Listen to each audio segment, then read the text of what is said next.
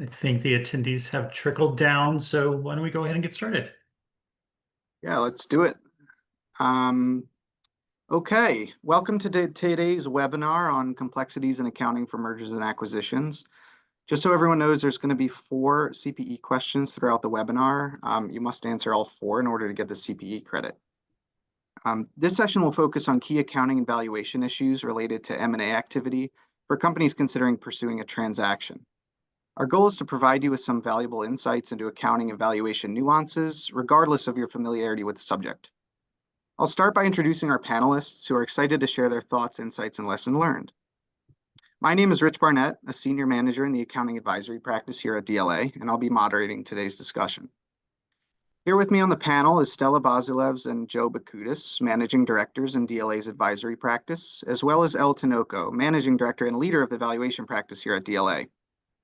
Our advisory and valuation practice here at DLA uses our background in financial statement auditing to assist our clients with IPO and audit readiness, financial statement preparation, and US GAAP compliance for complex accounting challenges, including accounting for mergers and acquisitions. So before I call on our panelists to share their expertise, I'll set the stage by sharing a brief recap of M&A market activity. So entering 2025, we saw strong momentum in the M&A markets. This was driven by accommodative financing markets and a clear desire by PE firms to deploy capital. More recently, though, we've seen delays in near-term deal activity, primarily arising from uncertainty around trade escalations. According to the latest EY Private Equity Pulse survey, about 25% of general partners say their portfolio companies have had deals withdrawn or delayed as a result of tariff concerns. 43% say they're worried about being able to put together financing packages. But despite the slowdown in near-term deal activity, there's some opportunity for firms to identify mispricing in sectors with long-term growth. In the public markets, if we continue to see volatility, it could drive an increase in corporate delistings. In the first quarter alone, there were 10 take-private transactions valued at more than $1 billion each, which accounted for 37% of total deal value.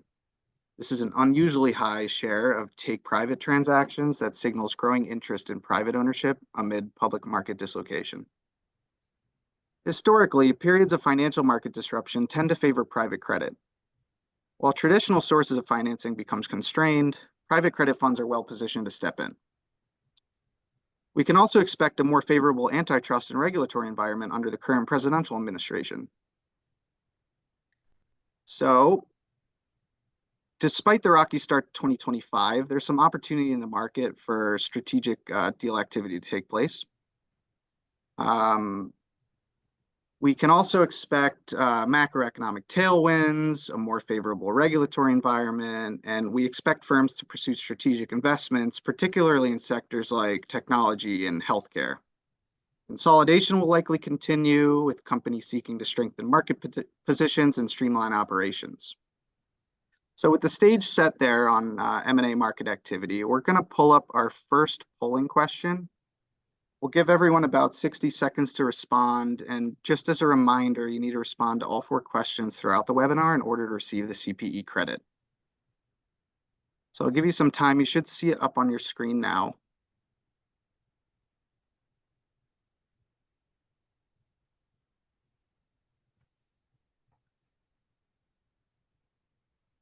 And throughout with this webinar, you can submit questions through the chat. We'll try to get to a few of them, but we likely won't be able to get to all of them. So we can follow up if people have questions that we don't get to.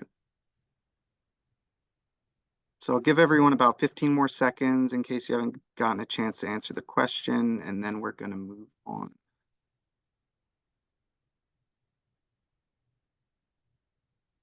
All right, let's keep moving.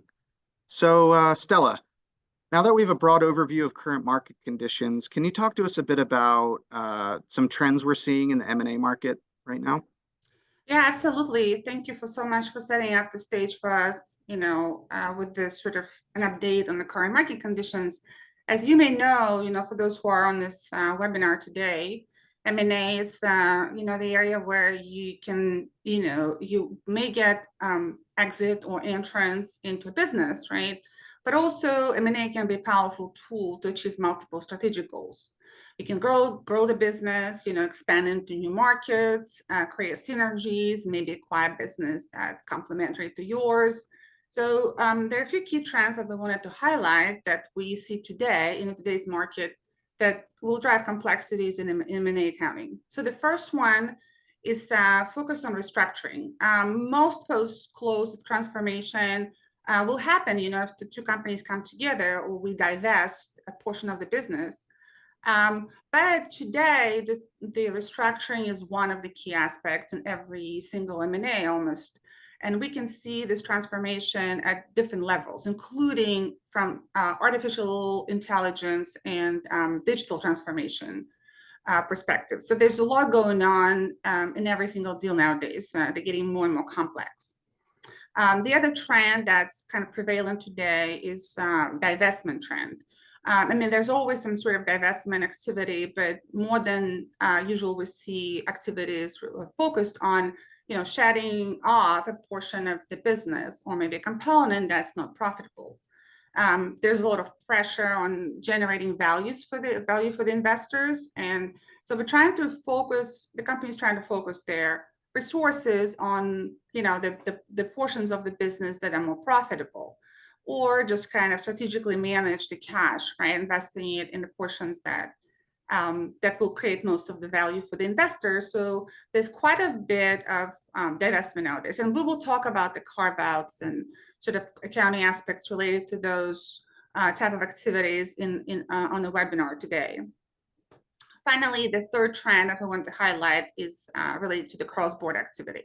There are more and more cross-border M&As, so which is sort of partially due to globalization trends, but also, from the US company perspective, we see those companies going out there, trying to reach international markets. The other notable trend over the past 5 years, we see a lot of European companies trying to get invested in the US market. The US is more profitable compared to European economy. There's more growth opportunities. So that drives complexities as well as the European companies trying to get, their foot down in the US. There may be some issues around the translations, foreign currencies, and also, IFRS to US GAAP, different standard translation issues. There's definitely those key trends, and that all drives more complexity today. Yeah, thank you, Stella. It definitely seems like there's a lot of opportunity in the market today to pursue these strategic transactions. But the reason we're here today is to discuss the accounting impact of M&A transactions. And the accounting impact isn't always considered when planning for a transaction. As we hope you'll learn here today, understanding the accounting implications, and in particular the complexities, can help you to proactively organize a financial reporting of the pre- and post-transaction entity. Joe, could you please tell us more about why we care about the accounting implications here? Yeah, sure, Rich. Thanks. And welcome, everyone. I'm happy to have you. So the 4 of us on the phone know this, and for the accountants on here as well, you know it as well. M&A activities and the impact on a company's financial results could have a significant impact across the entire organization. And further, what an organization tells to what we call, quote unquote, the streets. Whether it be through the issuance of a regular press release as a public company, or the reporting of even interim or annual financial statement information to a user of the financial statements, such as a lender or an executive if you're a private company or a shareholder. M&A can impact all facets of a company's financial statements and financial reporting. For example, we know it can impact the due diligence process. So think about if you and your company are looking to make a strategic exit, either by being acquired by a private equity sponsor, another company, or even doing an IPO or a de-SPAC transaction. If your company has completed an acquisition in the past and is looking further into a transaction in the future, there could be significant fair value adjustments relating to things like intangible assets, revenue, inventory, long-lived assets, etc. And those will need to be assessed during the due diligence process by a potential acquirer. The recording of these fair value adjustments from a previous acquisition, and further the future write-off potentially of these fair value adjustments, could provide information to a potential acquirer that a company would rather not provide, such as impairments of long-lived assets or goodwill. That would show that the original expectations established by the company for the previous acquisition are not meeting the expectations, or the actuals are not meeting the expectations originally set forth in the acquisition. Think about if a company is going through a debt or equity raising process. M&A activity and the related adjustments in accordance with US GAAP could cause significant non-cash charges that a company would otherwise not have recorded. Those fair value adjustments might need to be written off, or it would cause a non-cash charge. This could cause confusion during the negotiation process between a potential acquirer and the company regarding what is truly the financial results of the company, what's truly the operations, and what's truly the actual financial results and income. The amortization of identified intangible assets related to an executed acquisition or further adjustments to an acquired company's inventory could cause unexpected increases in costs that would need to be explained during these debt and equity raises and processes and even roadshows. An in-depth understanding of the accounting for these transactions, and further, how these transactions are truly non-cash, would provide an easier explanation when approaching potential investors or partners in the future. Of course, M&A and the accounting effects impact a company outside of the capital raise process as well. We all know this. Think about a public company. This could include, for example, SEC reporting requirements. Let's say that you are going through an acquisition and you're looking at a company to acquire. These SEC regulations could cause complexities surrounding acquisitions that a company would be required to consider. And I'm not going to get too technical here on this webcast, but Rule 305 of Regulation SX requires a company to assess the significance of potential acquisitions or acquisitions that are probable to be acquired in the future.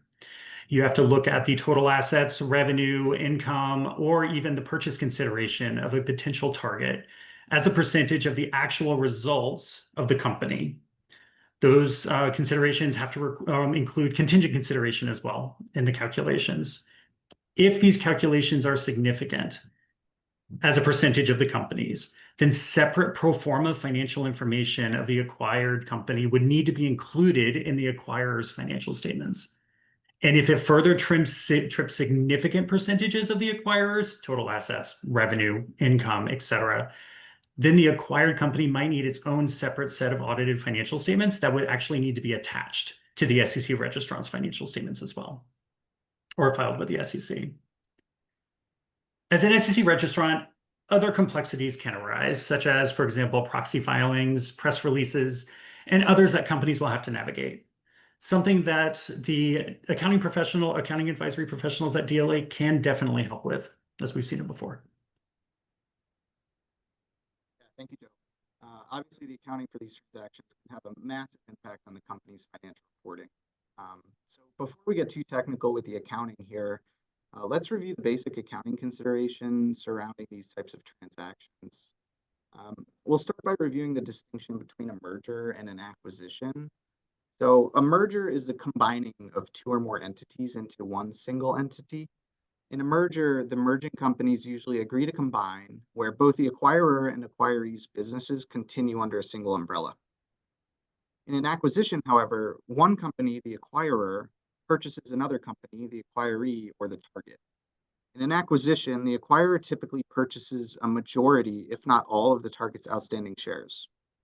The target company oftentimes ceases to exist as a separate legal entity and gets absorbed into the acquirer. A critical distinction in the accounting for mergers and acquisitions is between business acquisitions and asset acquisitions. A business acquisition, also called a business combination, involves the purchase of a whole business, including its assets, liabilities, and operations. An asset acquisition, however, is a purchase of only a specific asset or assets of a business, oftentimes leaving behind the legal entity and its associated operating assets and liabilities. In an asset acquisition, the acquired assets are recorded at their fair value and goodwill is not recognized. The choice between these structures has significant implications for accounting, tax, and legal aspects of the deal. More importantly, and something that all M&A professionals need to know, is that a deal structured as an asset acquisition from a legal perspective could be classified as a business combination for accounting purposes and vice versa. This is why it's so important to understand the accounting implications of a potential deal like this before it's finalized.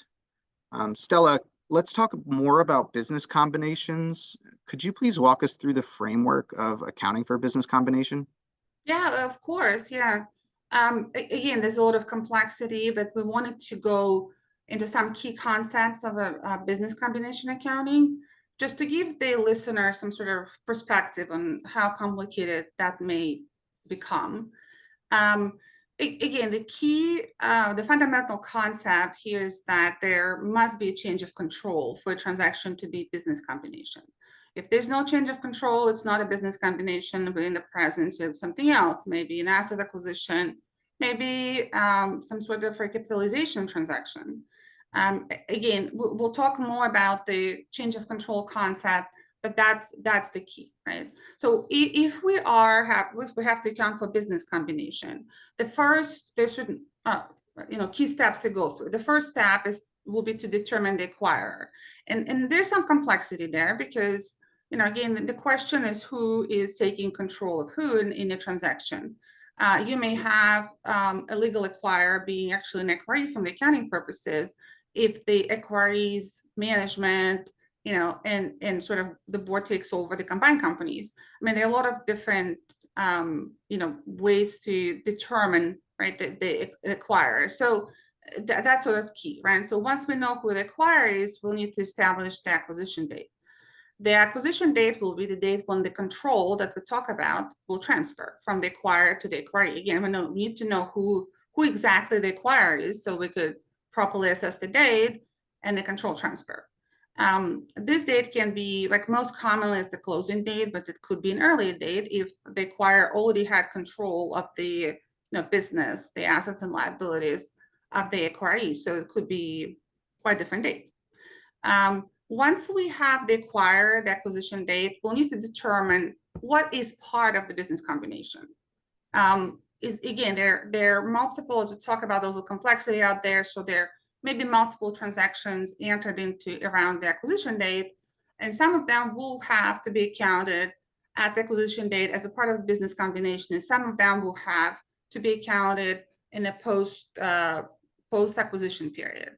So, for example, if the acquirer is assuming this, stock compensation awards of the acquiree, and the services haven't been provided yet, we would need to account for those services and that expense related to those awards in the post-acquisition period. So we need to kind of sort out all the different things and find out what exactly is part of the transaction we'll be accounting for. So acquire, acquisition date, what's part of the business transaction, and then the next step will be to determine the purchase consideration. It's whatever's being transferred from by the acquirer to the sellers of the acquiree. We can see asset being transferred. We can have cash. There may be some debt commitments established to the sellers. There may be some future payments that will be made that sort of contingent upon achievement of certain goals. And those are like, so to speak, the contingent consideration. And we'll talk more about the contingent consideration further down in this presentation, but that's sort of the complex part as well, because we need to value the contingent consideration at the acquisition date, right? Determine the fair value. And that's where we get in some more complexities. We'll talk about the fair value aspect, and I think Joe kind of mentioned the sort of the key key aspect of the business combination being at fair value, right? So there's going to be a lot of valuation involved, right? Which we'll need to plan for and plan in advance. There may be some equity issued as well by the acquiree to the sellers. If it's a public company, we may know the value of the equity, right, from the market value of the company, public company acquired. But if it's a private company, we may need to hire valuation specialists as well to value the stock of the acquirer. That's if it's a private company. Again, a lot of fair value measurements will be involved here. So once we have the acquirer, the acquisition date, we have the purchase consideration, we need to fair value all the assets and liabilities that we purchase. Again, the key concept, everything gets sort of stepped up to the new basis. and remeasured at whatever the fair value of those items, right, at the acquisition date. So the acquisition date is very critical because the value can be different at different dates, right? Again, everything has to be fair valued, whether it's going to be assets, tangible assets like inventory, or fixed assets can be intangible assets, like R&D, patents, intellectual property. And there are a lot of complexity around valuing those type of intangible items, right? Some information will be needed, so we need to get all these values, right? And then the difference between the purchase consideration and a fair value of the net assets, so kind of the net of the assumed, the assets acquired and the liabilities assumed both at fair value, that difference is a goodwill. So it will be counted separately as an asset on the acquirer's books. And then if we have the opposite situation where the fair value of the net assets is less than the purchase consideration, we may have a bargain purchase. And in this case, that difference will have to be flushed to P&L. I mean, a lot of complexities there, right? Then there's some auxiliary concepts like the non-controlling interest may be involved. So if we're not buying the entire equity of the acquiree, but we're buying only a percentage of it, there may be some leftover, right? The minority interest that will be hanging out there. And we'll need to fair value the non-controlling interest at the acquisition date and also allocate a portion of the acquiree, so the company that's being acquired, we need to allocate the portion of the income or incomprehensive income to those minorities, right? To the non-controlling interest in the future. Which means that we'll have to keep the books of the acquiree to be able to assess, right, what's the portion is being allocated. I mean, as you can see, a lot of complexities there, throwing out all this concept. This is what our team is dealing with quite often, right, in those type of transactions. Hopefully, that's going to be useful for the listeners. Yeah, thank you, Stella. I agree. Definitely a lot to think about when it comes to business combinations, and we've only just begun to scratch the surface here, right? So now that we have started scratching the surface a little bit here of business combination accounting, let's pull up our second polling question here. We'll give everyone 60 seconds again to answer the question. Just a reminder, you have to answer all four in order to get the CPE certificate, which will be emailed to you at a later date after the presentation.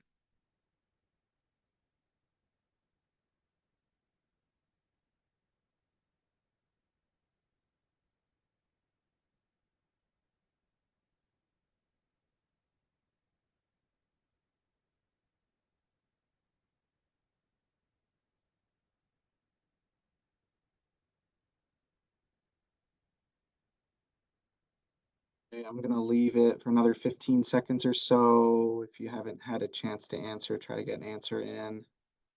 Hopefully everyone gets it right. All right.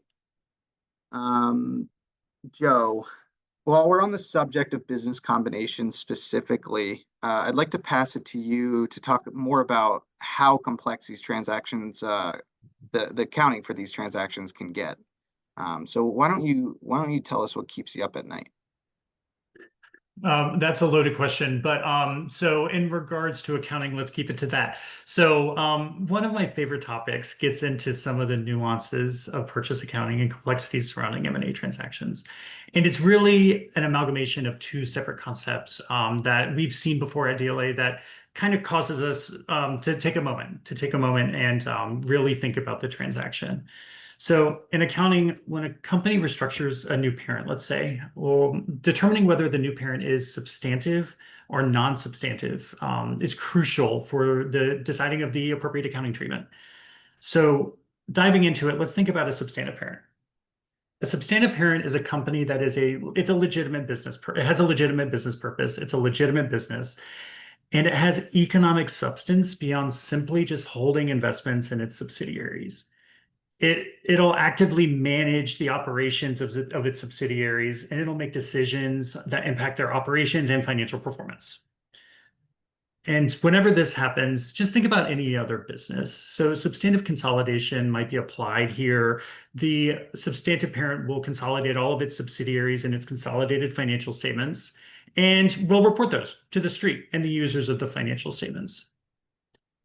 So from an accounting implications perspective of a substantive parent, if you have an acquisition, you have acquisition accounting. You need to go through the steps that Stella was mentioning in order to determine the appropriate accounting for the acquisition. It would gain control of the business through either a restructuring or an acquisition itself. And then, as I mentioned, the transaction would be accounted for as a business combination under ASC 805.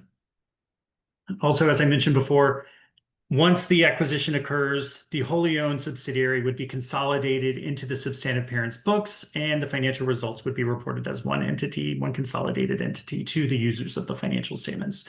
This will reflect the parent's control in the combined economic entity, similar to any other consolidation practice. From a fair value perspective, that acquired entity would be marked up to fair value. The assets would be marked up to its fair value. The liabilities assumed would be marked up to their fair value. And as we mentioned, goodwill would be recognized if the consideration, the purchase consideration provided, was greater than the value of those net assets. As Stella mentioned, there could be a bargain purchase gain if the consideration is less than the fair value of the net assets. I have only seen that once in my professional career, so it is very rare. I actually think the GAAP tells you that if you think you have a bargain purchase, to go back and try again and double check, cross your T's, dot your I's, but it can happen in practice. So let's think about a non-substantive parent. So as I discussed, a substantive parent, it makes decisions on the subsidiary's behalf, impacting their economic performance. A non-substantive parent is really just a holding company with limited or no business operations of its own. Its primary purpose is to hold investments in subsidiaries without actively managing them or making key operational decisions. It's just really sitting there holding an investment. So let's think about the accounting implications of a non-substantive parent. You could have situations here where the non-substantive parent owns multiple entities and it is having one of its entities acquire another. This could be considered a common control transaction. And I know we're going to get into this a little bit, but if the parent is considered non-substantive and the restructuring or an acquisition involves entities under common control, where the cap structures are similar such that one entity owns the majority of the equity of both entities that are going into a transaction, the transaction may be accounted for differently than a normal business combination, as we discussed. In these scenarios, there's no fair value step up. These common control transactions are accounted for at historical cost, at the historical cost basis of the ultimate parent entity, the entity that held the majority equity interest, rather than fair value, as we've seen and as Stella mentioned in the steps surrounding an acquisition. You could also have a situation where you have a change in reporting entity where the transaction causes us to have to go back and change the financial statements that were historically audited or reported to users of the financial statements to show the combined entity as if it was from the beginning of time. And then you could also have, well, you would have in a common control transaction, you wouldn't have any goodwill. Given there's no fair value step up, there's no goodwill recognized, and the assets and liabilities are accounted for at their historical cost. As I mentioned, Stella's, I think, is going to get a little bit more into this for transactions under common control because this would have a significant impact to the accounting for the M&A where it wouldn't have any fair value step up or anything like that.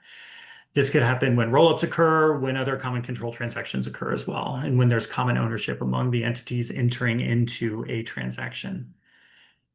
In summary, the distinction between substantive and non-substantive parents and the type of transaction and what's really happening from a legal perspective is absolutely crucial for determining the correct accounting treatment from a restructuring or a transaction itself. There are a lot of complexities here that have to be addressed as you go down the route of determining the appropriate accounting for the transaction. Yeah, crucial, like you said, and it can be very challenging and it has huge financial reporting implications. And this only further highlights what we've been saying, which is how important it is to consider the accounting impact when structuring these transactions. So Stella, on the subject of business combination accounting here, what's something that keeps you up at night? I want to go back to what Joe was presenting and talk a little bit more and sort of summarize the concept around the common control transactions. I mean, if you think about it, you know, sort of kind of an alternative, the gray zone, right? But it typically happens when we basically have something that's moving from, you know, one investor's pocket to another. So there's no this control transfer, right? So typically happening between something happening between the entities that are controlled by the same parent or by the same group of investors. So there's no control transfer as a result. It becomes a common control transaction that does not get the step up at fair value. There's no step up at fair value. Everything is at historical cost, right? So there's going to be a fundamental difference depending on how the transaction is structured, right? And what its economical substance of it, how it's going to be accounted for, right? So the control typically is established for the voting interest, and there's a presumption that if you have more than 50%, that you have the control. Again, we're looking at from investor group perspective, but they also can be controlled through like a VIE type structure, right, or the contractual arrangement. There's a lot to think about, right, and do the analysis of transaction way before we decide which accounting route we're going to go. So the key considerations there, as I mentioned, there's no step up. Everything is going to be at the carrying value of the historical values, which may present a challenge if you acquire a company that didn't have their books straight or never been audited before. There's a lot of potential work to be done, right, in terms of getting the historical books in order, maybe getting through an audit, right? So there's something to think about ahead of the transaction, right, to give enough time for everybody to produce the financial statement that will be required. Also, there may be, as Joe mentioned, cases where there's what we call the change in reporting entity, where we have in the post-combination entity would need to present comparative results for the prior periods, which will be the combination of that entity with the entity being acquired. It's sort of like a combination accounting. We need to go back and retrospectively put the numbers together to give the users of the financial statements an idea of how these companies would have looked like together if they were together in the prior periods. Again, there are a lot of, there may be a lot of interesting complexities around that if we are in a common control transaction area. There may be, tax impact, and also there may be some specific rules around the financial asset transfers. I mean, there's a slew. I mean, again, very different from the business combination itself.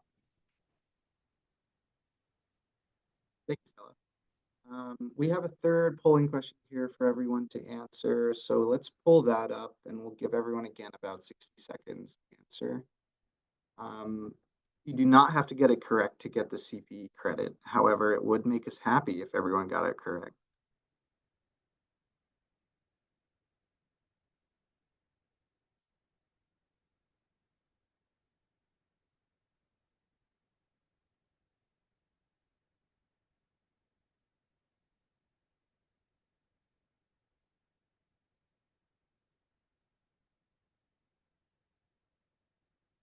Give everyone about 20 more seconds. So if you haven't had a chance to submit an answer, get that answer submitted so we can make sure everyone gets their CPE credit.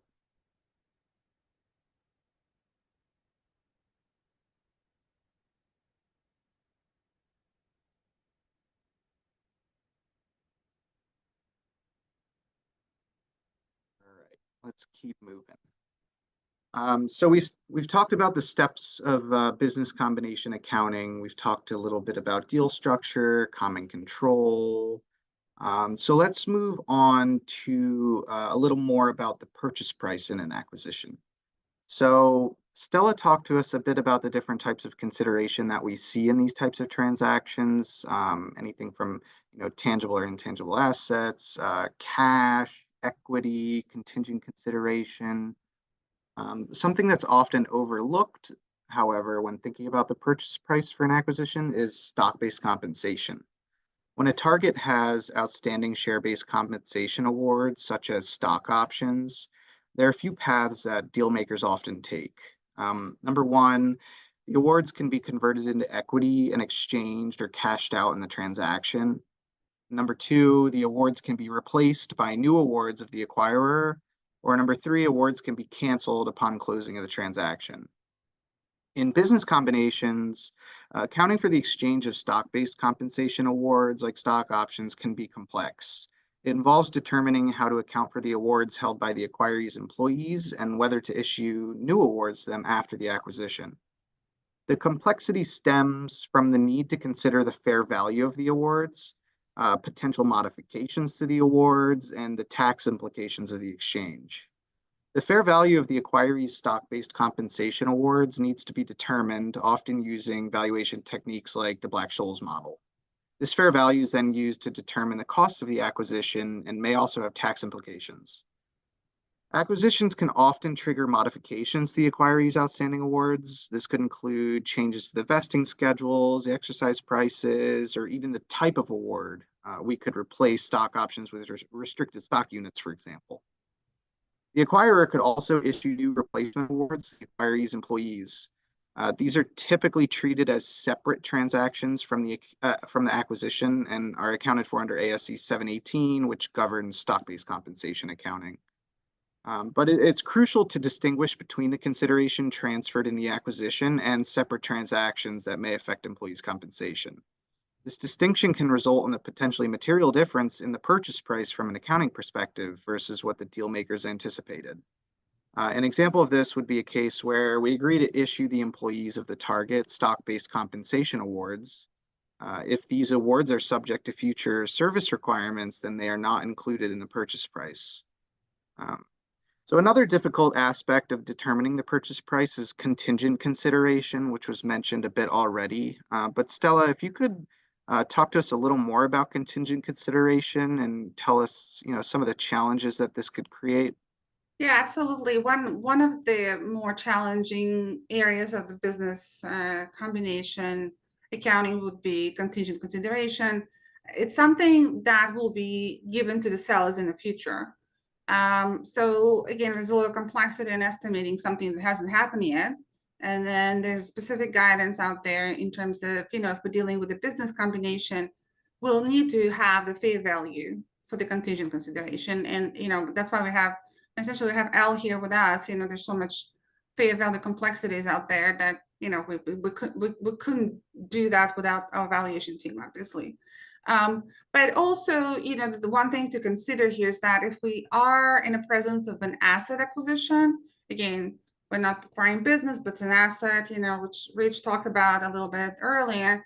The accounting for the contingent consideration is quite different. There's no specific guidance, so we're relying on more interpretive guidance from, the Big Fours and such.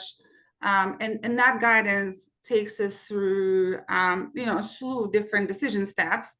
So because we need to see if the contingent consideration is potentially subject to liability accounting under ASC 480, maybe it's a compensation under ASC 718, the stock compensation guidance, or maybe it's a derivative somehow under ASC 815, meeting the definitions, but this guidance, derivative guidance, has a slew of exceptions as well.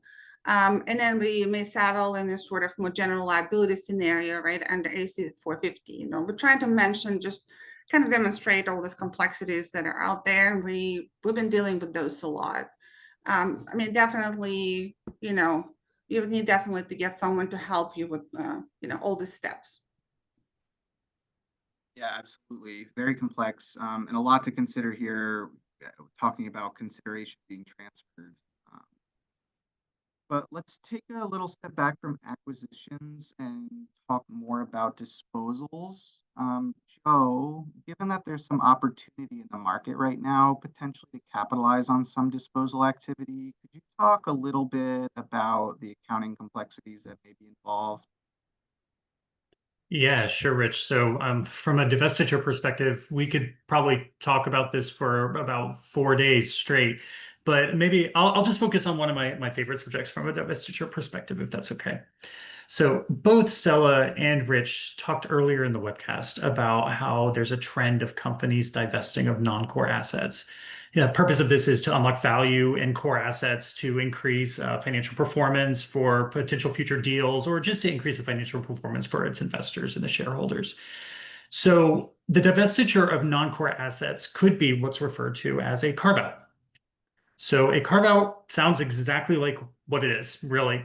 A carve-out transaction involves a company that is selling off a specific part or a specific division of its business as a separate entity to a buyer.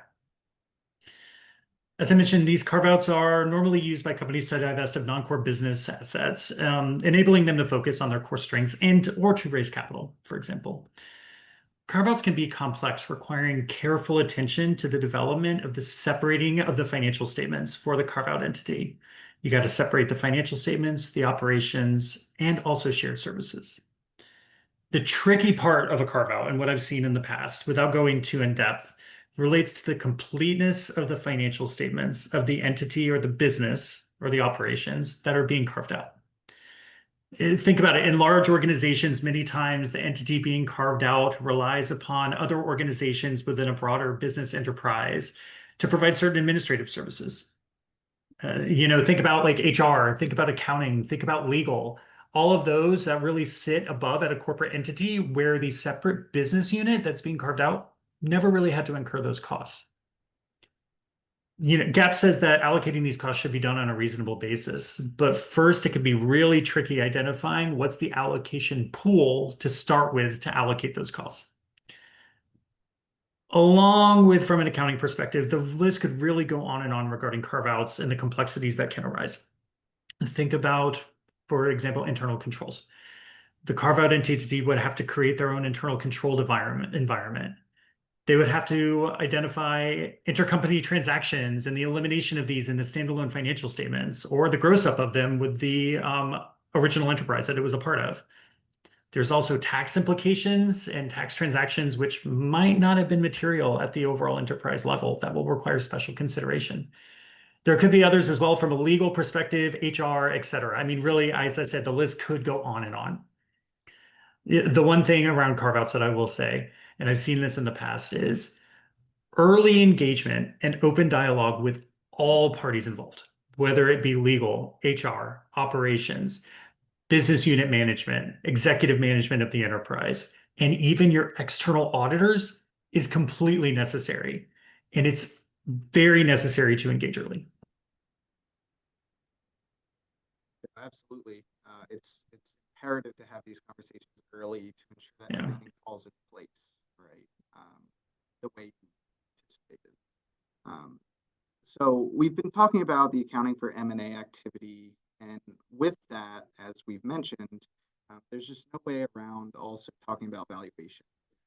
So Elle, given your expertise here in valuations, could you talk to us more about the role that valuation plays in M&A deals? Thank you, Rich. And it has been, incredibly interesting to hear all the complexities from the accounting perspective. So let's talk a little bit more about the valuation consideration. So valuation is a cornerstone on any M&A deal. Valuations impact financial statements, as Joe and Stella has been mentioning through the accounting on fair value estimates. So they definitely impact financial statements, financing arrangements, transactions, and allocation of value in the capital structure of the target business. Valuing a target company in the context of an M&A transaction presents several challenges, including synergy assessment. This is one of the ones that I see the most with clients where, quantifying the potential of market participant synergies between the acquirer and the target is a key aspect of an M&A evaluation. Market participant synergies can arise from cost savings, revenue enhancements, operational deficiencies, and market expansion opportunities. Accurately estimating market participant synergies and incorporating them into the valuation model can be complex and subjective. And it depends on depending on the industry. Those, revenue synergies can be tricky to incorporate into the valuation model.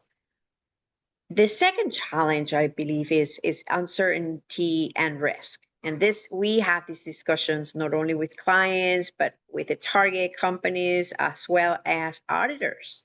The external auditors, they have, always big conversations and detailed conversations about uncertainty and risk. M&A transactions involve inherent uncertainties and risk, including integration challenges, regulatory hurdles, market volatility, and macroeconomic factors. Assessing and quantifying these factors and this risk is essential for determining an appropriate discount rate and adjusting the valuation accordingly. It could be, as an example, it could be, whether the company is going to get access to financing. Is it that probability of getting access to financing that should be included as a part of the risk? And so determining an appropriate discount rate and adjusting the valuation accordingly is very important. And then the third challenge is information asymmetry. In many M&A transactions, the buyer may have limited access to confidential information about the target company, leading to information asymmetry and potential valuation discrepancies. Meaning, the buyer might not know what exactly the target company projected. They weren't involved in the target projections. And then the buyer, takes a look and they have their own projections. And, in these M&A transactions, the buyer and the target should be talking about these projections because that they definitely impact, the valuation and of course, the valuation discrepancies. So to enhance the effectiveness of M&A evaluation, companies should consider the following best practices. So one would be have a robust due diligence. Conducting comprehensive due diligence is essential for uncovering potential risk, opportunities, and value drivers associated with the target company. And of course, I would highlight projections. Projections are very important in the evaluation process, and it should be an important consideration in any M&A activity. The second best practice, I would say, holistic approach to valuation. Adopting a holistic approach to valuation that considers both quantitative and qualitative factors can provide a more comprehensive understanding of the target company value. This includes assessing intangible assets as well as brand equity, customer relationships, etc. And then the third best practice, and not a lot of clients do this, but a scenario analysis. Performing a scenario analysis to assess the impact of different market conditions, integration strategies, and synergy outcomes on valuation can help mitigate uncertainty and inform decision-making. Scenario analysis allows companies to evaluate the range of potential outcomes. There are many complex valuation issues in M&A. And so my suggestion would be hiring an evaluation team who understand the methodologies, the challenges, and the best practices can help your company navigate these complexities on M&A evaluation. Yeah, thank you, Elle. As Stella mentioned earlier, the valuation here goes hand in hand with the accounting. So we're very lucky to have your expertise right here alongside us to get that done. But I asked Stella and Joe already earlier, so I'll ask you too, Elle. What keeps you up at night from a valuation perspective here? Well, as Stella mentioned, one of the steps in the accounting process is determining what the purchase consideration is. In a business combination, determining the purchase price can be difficult, especially if there are contingent considerations or earnouts or rollover equity. Depending on the complexity of the contingent consideration, even more complex valuation methodologies like a Monte Carlo simulation might be required. That's what keeps me at night. Rich. Great, thank you, Elle. Before we wrap up the webinar and get to the fourth polling question, let's go around the horn here to the panelists. And if everyone could share one key takeaway that you would like our participants to leave with, that would be great. Can we start with Stella? Yeah, of course. Yeah, I think, we talk a lot about the accounting aspects, and Joe mentioned a few other considerations that are out there. I mean, there's just a slew, in addition to like, the US GAAP accounting, there's also SEC reporting and potentially some requirements at the market that the public company is on, like NASDAQ. So you may need to file a proxy to vote on the acquisition. That proxy may require pro forma financials.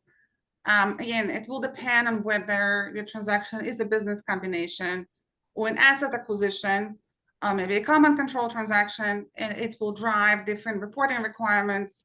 The SEC had its own definition of the business. So you have to consider sort of different definitions for US GAAP purposes, where you can end up in an asset acquisition scenario and in a business combination, business acquisition for the SEC reporting purposes. And if you do, then you have a slew of other requirements you have to meet in terms of presenting, standalone financial statements for your acquiree. And then you have to do pro forma that Joe mentioned earlier. I mean, there's just so much out there. We can help the companies to address those along with their legal teams and sort of, work together to go through the significant test that Joe mentioned. We can help the clients to sort of understand all these different requirements that they will have to face early in the process. So that's probably one of the key takeaways here. It just, start the process early. Absolutely, yeah. Thank you. Should we move over to Elle? Yes. So there are many complex GAAP and valuation issues in M&A, and depending on the target, depending on the industry where the target is, there are nuances around that as well. Have the difficult conversations up front. Have the difficult conversations between the buyer, the target, with your advisors and the external auditors, so you can stay ahead and plan accordingly. That would be my takeaway. Great, thank you. And Joe? Stella and Elle stole my thunder. They stole it. Involve people early, get ahead of it, get people, as you go through an acquisition, you're going to have legal running a certain parallel with accounting, et cetera. Just get everyone on the same page as you go into it. Rich, what about you? I completely agree, but putting aside the US GAAP and, common control and substantive parents and, everything that we've discussed and so much more that's out there. Putting that aside, it's really hard, right, when a client comes to us after the deal's closed or right before it's about to close and the accounting's different than they thought, or the SEC reporting requirements are different than they thought. Right? It makes it very challenging as business professionals, right, and accountants, because we don't like surprises, as everyone knows. So I agree. Agreed. Okay. So as we come to the end of the webinar here, let's pull up the fourth and final polling question.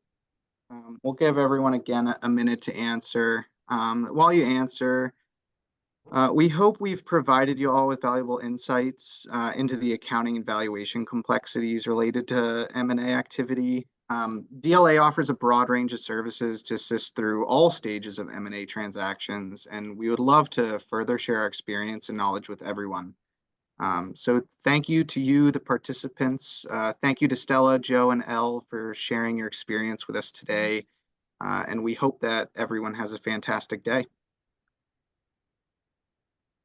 Awesome. Thank you. Bye. Thank Thank you. you. Thanks, everyone.